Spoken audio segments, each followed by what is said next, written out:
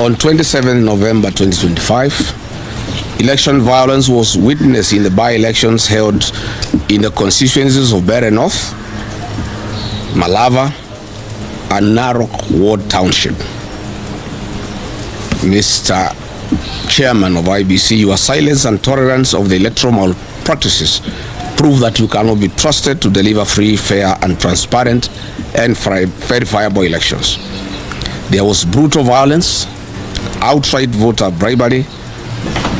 On this very worrisome statement by the chairman of IEBC, because it has serious implications to the next general elections that are scheduled to happen next year in accordance with the 2010 Constitution. Tomorrow, 11th July 2026, marks exactly 1 year since the Independent Electoral and Boundaries Commission commissioners were sworn into an assumed office. We have not once nor twice expressed our displeasure with omissions and commissions of the IEBC. Over and above the constitutional and legal provisions, winning the trust of the people of Kenya, who are supreme, remains paramount. You are well aware of the trust issues the people of Kenya have with the IEBC commissioners ahead of the 10th August 2027 general elections, from the way they were appointed and the perception that they are proteges of William Ruto. Article 81 of the Constitution of Kenya 2010 outlines the core principles that govern the country's electoral system and process. It dictates that all elections and elected public bodies must comply and ensure the freedom of citizens to exercise their political rights. Ensure that all elections are free and fair. Ensure that elections are conducted in secret ballots, free from violence, intimidation, improper influence or corruption. Ensure that elections are transparent and administered in an impartial, neutral, efficient, accurate, and accountable manner. Further, Article 38 of the Constitution of Kenya protects the political rights of all citizens, establishing the framework for democratic participation by guaranteeing 1. The citizens' freedom of political choice. 2. The citizens' right to vote without unreasonable restrictions. 3. The citizens' right to express their will and participate in free, fair, and regular elections. Unfortunately, the IEBC has fallen short and has failed to uphold and apply the laws of this great republic. The IEBC has decided to turn a blind eye and not to be accountable or impartial. We are able to demonstrate to Kenyans how this has been achieved by using a case example. On 27 November 2025, election violence was witnessed in the by-elections held in the constituencies of Bere North, Malava, and Narok Ward Township. Mr. Chairman of IEBC, your silence and tolerance of the electoral practices prove that you cannot be trusted to deliver free, fair, and transparent and verifiable elections. There was brutal violence, outright voter bribery by the state, among other malpractices, and your silence was very loud. There was extreme violence in Kaspul Kabondo. In Emurua Dikir, the recently concluded by-elections, all meetings were conducted in the evenings and late in the night. The chairman and his commissioners were aware of what was going on and they never spoke. Unfortunately, since you are state playbook masters and UDA sympathizers, a peaceful campaign period in Ol Kalou has made you too clever all of a sudden after realizing that UDA is losing the election. Do not take Kenyans for a ride. Ol Kalou has been very peaceful.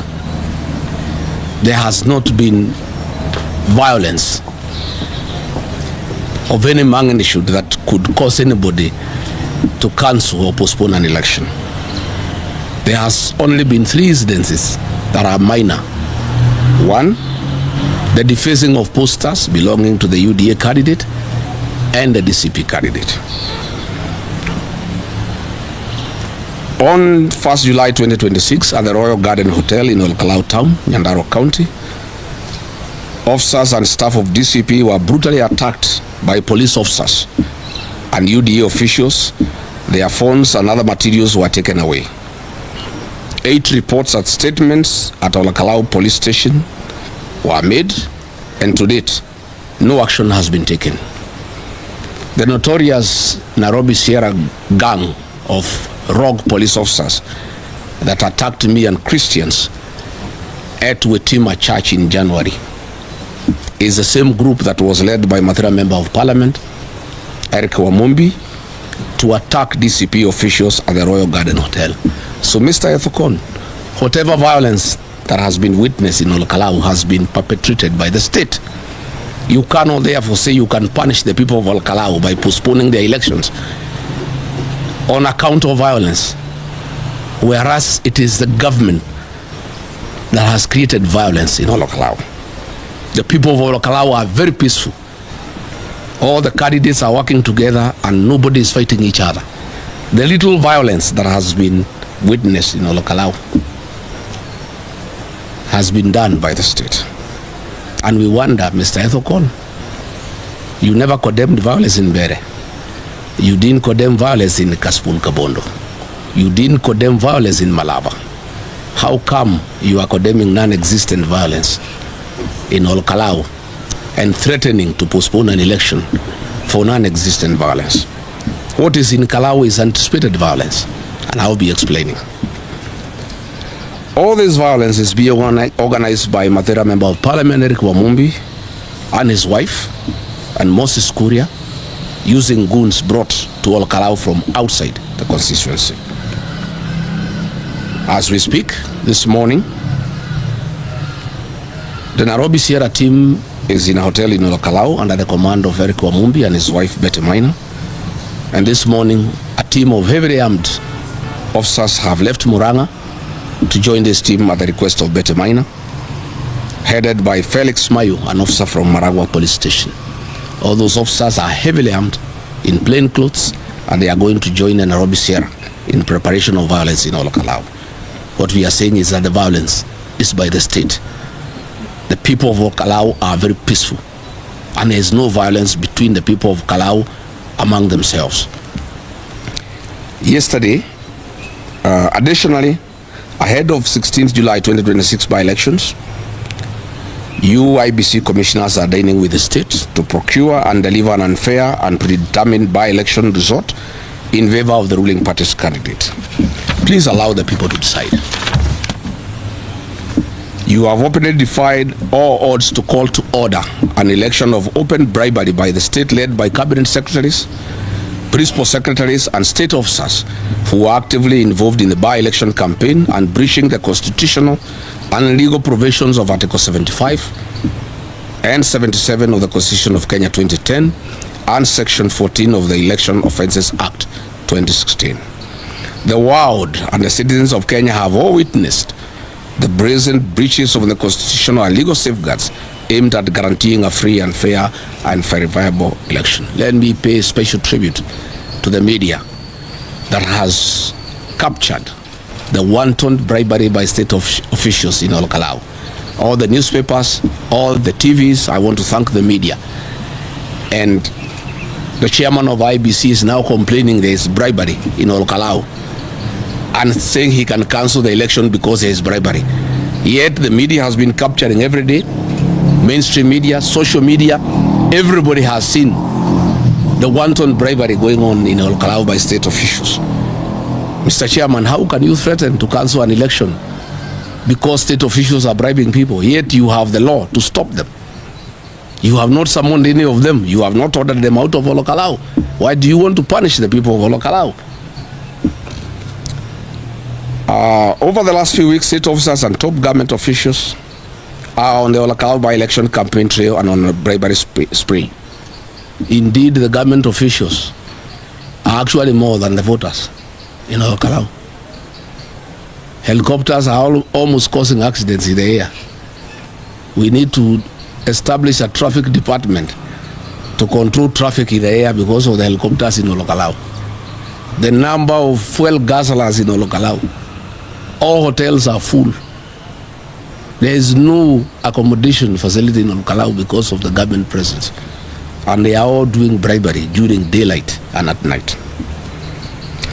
Miraculously and curiously, the government of Kenya's development agenda has crystallized in one constituency at the same time. And we have seen the issues of government tokens, including mattresses, gas cylinders, cash handouts, water pipes, purchase of IDs, police intimidation, violence. In fact, even a train has been given to the people of Ol Kalou, and 2 days ago they even have received boats in a dam where there is. Unatafuta sehemu ya kudesigniwa picha nzuri ya nyumba, iwe sitting room, bedroom ama deko ya jumla? Tafuta Sisi Lags Interior. Bei nafuu, kazi safi na ubunifu ya kiwango cha juu. Badilisha muonekano wa nyumba yako kwa ustadi na utaalamu. Thank you for choosing Kenado Media as your primary news platform. Kwa kuendelea kutazama video zetu, tunatutia moyo kufanya utafiti na kukuandalia taarifa kutoka kote duniani. Cha kufanya wewe ni kusubscribe, kucomment, kulike na kushare kwa watu wengi zaidi. Kenado Media, home of trends.